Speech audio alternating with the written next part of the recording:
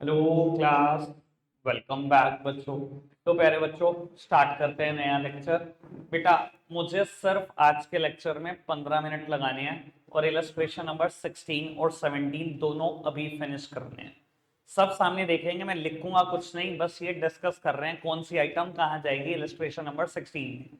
17 question मैं अपने हाथ से बोर्ड पर कर दूंगा, पर बेटा 6:25 के बाद बैच नहीं चलेगा। 6:10 हो रहे हैं, 15 मिनट में माइंड अप कर। ठीक है जी, सब सामने देख रहे हैं प्यारे बच्चे। अभी मेरे को उम्मीद है काफी ने ना 16th क्वेश्चन कर लिया होगा। कहते हैं from the following balances prepare a trading account, P&L account and balance sheet. अब मैं आप काम की बात बोलने चाह रहा हूं बेटा। कल जो हमने क्वेश्चन किया ना, वो थोड़ा सा आसान था as compare to this question. ये बात मैं क्यों बोल रहा हूं बेटा, कल जब हमने क्वेश्चन किया वहां ट्रायल बैलेंस गिवन था, और जहां ट्रायल बैलेंस गिवन होता है वहां क्वेश्चन हमेशा ही आसान होता है। कल बताया था ना लॉजिक क्यों। बेटा अगर ट्रायल बैलेंस के डेबिट में कोई आइटम है तो आसान है ना, तीन ही जगह सोचनी है। ट्रेडिंग का डेबिट, P&L का डेबिट या एसेट्स। जिसने जो कल यहां पर आया था या जिसने कल वाली वीडियो देखी है, ये बात उसे समझ में आ रही है, बाकी किसी को नहीं आ रही। ठीक है ना जी। लब भाई, ये बात अभी आपको शायद समझ नहीं आ रही होगी, जब जो आपको भी और आपको भी नहीं। ठीक है सर। वो ट्रेडिंग का डेबिट, P&L का डेबिट या एसेट्स, तीन ही जगह जा रहा होगा। और बेटा अगर ट्रायल के क्रेडिट में आया होगा तो ट्रेडिंग का क्रेडिट, P&L का क्रेडिट या लाइबिलिटी। तो बेटा ऐसा क्वेश्चन करना हमेशा आसान बनता है एज कंपेयर टू दिस। क्योंकि इसने क्या कहा, इसने कहा फ्रॉम द फॉलोइंग बैलेंसेस। मैं सर बैलेंस दे रहा हूं, मैं कोई ट्रायल नहीं दे रहा हूं। अपने आप बनाओ ट्रेडिंग, P&L और बैलेंस शीट। और यहां देखो, पर्टिकुलर रुपी कल पता कैसे लिखा हुआ था, डेबिट बैलेंस रुपी, क्रेडिट बैलेंस रुपी। याद आ रही है बात। जो रेगुलर आना है ना, मार्क माय वर्ड्स, कभी कोई दिक्कत आ नहीं रही होगी। छुट्टियां कर करके आओ, घूम घूम के आओ बेटा, परेशानी तो बनी रहेगी। ठीक है ना। और वो तो है ही यार, देखो हम क्लेम होने के लिए ही करते जाओ। समझ नहीं आ रहा, बढ़िया नहीं पढ़ा रहे, हाँ जी हाँ, बिल्कुल ऐसे ही है। हमें आता ही नहीं भैया, आपको ही आता पढ़ना। ठीक है ना। 10th क्लास 40%, 11th क्लास मसे पास। जज करेंगे someone who is a chartered accountant. वजूद ही यही है भैया, टीचिंग प्रोफेशन ही ऐसा है। ठीक है ना, हम हैं ही जज होने के लिए, बोलते रहो हमें आता ही नहीं बाबू पढ़ाना। क्योंकि होता है ना तो इसलिए गुस्सा भी बहुत आता है। खुद तो जिंदगी में आज तक एक अक्षर नहीं देखा। अगर ईमानदारी से पूछ लो ना, पिछले हफ्ते में किसने 7 घंटे पढ़ाई कर दी अकाउंट्स की, एक बच्चे का हाथ नहीं उठने का। एक भी बच्चे का। ईमानदारी से बता दो, पिछले हफ्ते किसने 1 घंटे पढ़ाई कर ली, अकाउंट्स पढ़ ली घर पे ईमानदारी से। सिर्फ ईमानदारी साथ जानिए, ध्यान रखना। रब को साक्षी मान के कह दो कि मैंने 1 घंटा पढ़ा घर पे अकाउंट्स। देख लो वाला, थोड़े दिन बाद जजमेंट शुरू हो जाएगी। भाई गिरेबान में झाको अपनी। यानी कि जितना स्कोर करते हो सिर्फ मेरी वजह से करते हो, जो मैं कर देता हूं यहीं पर ही कोट्टा पूरा। घर जाके पढ़ लो तो पता नहीं क्या हो जाए।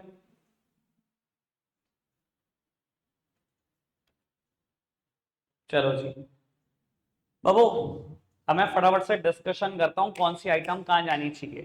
Carriage on goods purchase, purchase के सारे खर्चे ट्रेडिंग अकाउंट, ये ट्रेडिंग में।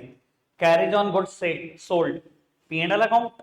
मैन्युफैक्चरिंग एक्सपेंसेस, वरना कहां जाना चाहिए manufacturing expenses, trading account.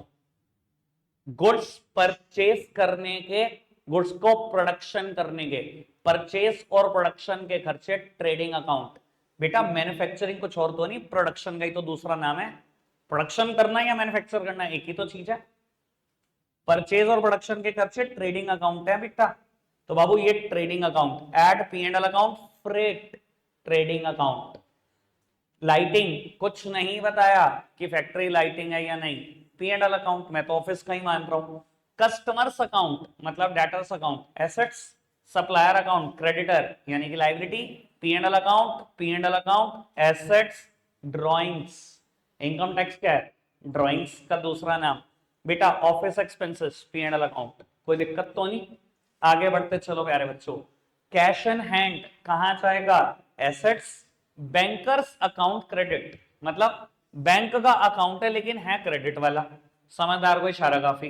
Bank का अकाउंट तो डेबिट होना चाहिए, एसेट होना चाहिए। क्रेडिट मतलब लाइबिलिटी में दिखा दो। और अगर समझदार हो तो मैं वर्ड बोल देता हूं, बैंक ओडीए।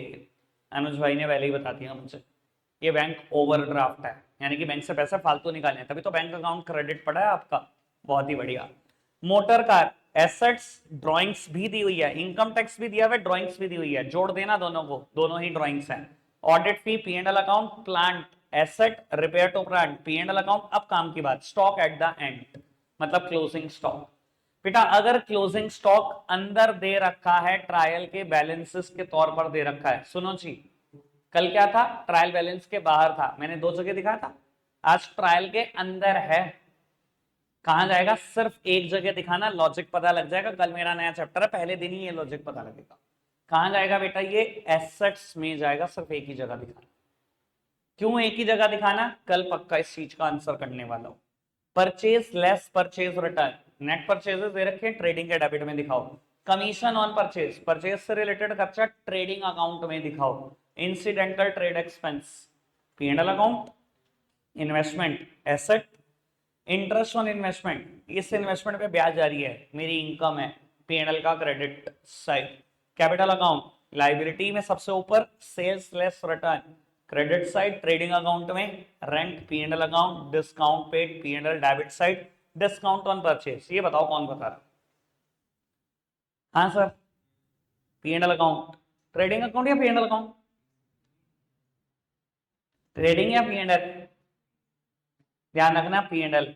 अब मैं बता क्या होता है, मैं हमेशा बोलता हूं परचेज के सारे खर्चे कहां पर जाएंगे बेटा, ट्रेडिंग जाएंगे, मैंने कभी इनकम की बात नहीं करी परचेज की। दूसरी बात, सर वर्ड है डिस्काउंट ऑन परचेज, लोग समझते हैं परचेज के खर्चे हैं, भैया अगर मैं गुड्स खरीद रहा हूं और मुझे डिस्काउंट मिल रही है, खर्चा नहीं है, इनकम है। परचेज के खर्चे जाते हैं ट्रेडिंग में, परचेज की इनकम नहीं। दूसरी बात बेटा, डिस्काउंट ऑन परचेज या डिस्काउंट रिसीव्ड, कोई अंतर होता है? आपको याद है पी एंड एल साइड मैंने इनकम लिखी हुई है, डिस्काउंट रिसीव्ड लिखी हुई है, डिस्काउंट रिसीव्ड और डिस्काउंट ऑन परचेज में क्या अंतर होता है? कोई अंतर ही नहीं होता, यही तो डिस्काउंट रिसीव्ड होती है। कहां जानी चाहिए, पी एंड एल के क्रेडिट साइड। सारी आइटम डिस्कस कर दी, कोई प्रॉब्लम किसी की है, अभी भी मौका है, पूछ लो बेटा, किसी की कोई प्रॉब्लम पूछ लो। कमीशन और परचेज क्या, क्यों नहीं जाएगा बेटा, परचेस करते टाइम कमीशन दी, और आपको पता है एक्चुअली में ऐसा होता है, मान लो आप सूरत चले गए, दुकान का आइडिया नहीं है मैं किस दुकान से सामान खरीदूं, बहुत कमीशन एजेंट बैठे हैं, आओ सर हम दिलवाते हैं सामान, ठीक है जी, सस्ता दिलवाएंगे, वरना आपकी यहाँ लुटाई होगी, मेरी कमीशन है 2%, कमीशन देते हैं हम गुड्स खरीदने की भी, खर्चा है, परचेज से रिलेटेड खर्चा है, कहां जाना चाहिए, ट्रेडिंग अकाउंट। कोई दिक्कत, कोई परेशानी, डन बाबू। इसके बाद 17th illustration, draw up the balance sheet of Kesari and Sons as at 31st of March 17 from the following info in the order of liquidity। Liquidity के ऑर्डर में बैलेंस शीट बनानी है, इधर देखना जी प्यारे बच्चों, याद आ रहा है लिक्विडिटी का ऑर्डर, परसों डिस्कस किया था बेटा। मेजर हेड की बात करो, एसेट साइड, लिक्विडिटी, कौन कितना जल्दी कैश में कन्वर्ट होगा, major head, current assets, long term investment, non current assets. Liability side, current liability, non current liability, capital. Minor heads, अंदर की बातें, कैश सबसे पहली आइटम, बैंक दूसरी, सबसे last goodwill. Current liability, bank OD सबसे पहले, कैपिटल सबसे आखिरी, बताया हुआ है। इलस्ट्रेशन नंबर 17 करके आना, कल प्रॉब्लम होगी, नहीं हुआ तो प्रॉब्लम होगी, वरना मैं नेक्स्ट चैप्टर शुरू कर रहा हूं कल ही। रखते हैं आज के लिए इतना ही है प्यारे बच्चों, बाय बाय।